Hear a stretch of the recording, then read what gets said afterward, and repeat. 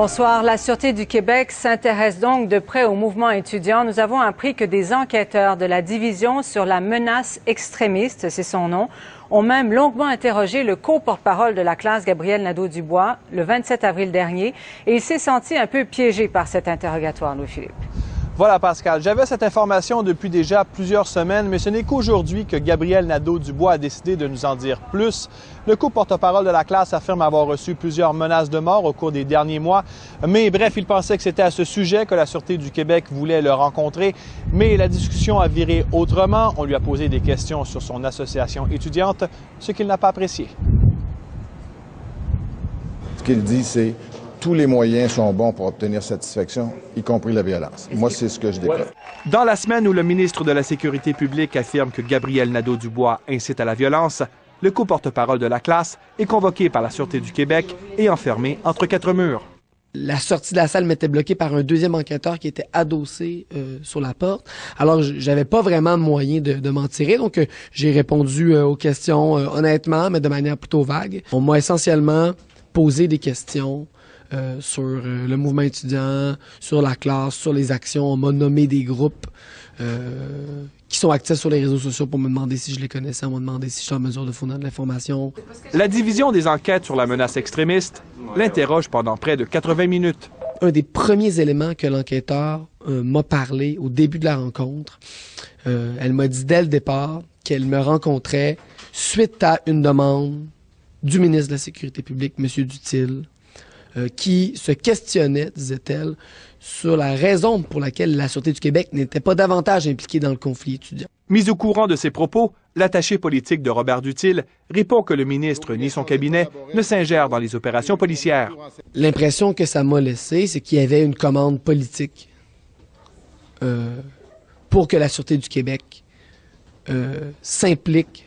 Je vous appelle concernant une rencontre qui aurait eu lieu dans les bureaux de la Sûreté du Québec. Nous avons aussi parlé à l'enquêteur qui a interrogé Gabriel Nadeau-Dubois. Elle affirme ne pas se souvenir de lui avoir parlé, mais confirme avoir rencontré plusieurs autres étudiants. Chaque jour, il y a des milliers de rencontres qui sont faites par les policiers pour différents motifs, et tant qu'une personne n'est pas accusée, ça peut être aujourd'hui une personne d'intérêt qui a rencontré une première fois, qui devient suspect une deuxième fois et qui devient accusé en troisième lieu. La commande ne peut pas venir du politique. La commande, c'est une question d'enquête, c'est une question de sécurité. La Sûreté du Québec n'est pas seule à enquêter sur les étudiants. Le service de police de Montréal s'est doté de l'escouade Gamma. Gamma pour guider des activités des mouvements marginaux et anarchistes.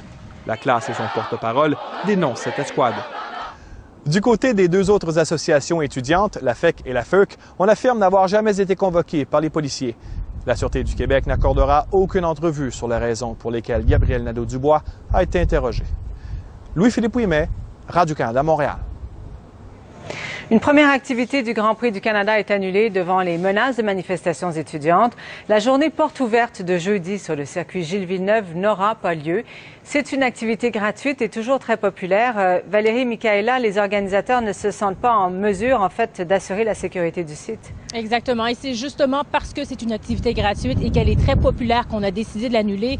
Bien entendu, il y a toujours de la sécurité sur le site, mais advenant là, que les étudiants décidaient de venir perturber l'événement, ce serait plus difficile de prévenir justement ces coups d'éclat. Et le président du Grand Prix a dit qu'il ne veut pas entacher, ternir l'image du Grand Prix. Il veut s'assurer là, que l'intégrité du Grand Prix soit maintenue, surtout lorsqu'on sait que généralement, là, tous les ans, les pilotes signent des autographes. On ne veut pas qu'il y arrive quoi que ce soit au personnel des écuries.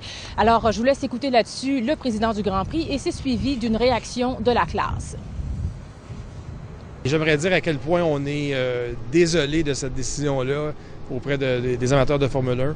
C'est une décision qu'on prend à regret, c'est une décision vraiment crève-cœur. On y a pensé depuis plusieurs jours qu'on réfléchit et je pense que c'était dans le climat actuel, c'était la seule décision qu'on avait à prendre.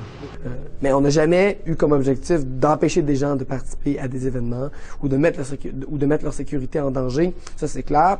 On l'a répété. Alors, je peux pas m'empêcher de voir là peut-être une tentative de faire porter le blâme sur le dos de la classe. Alors,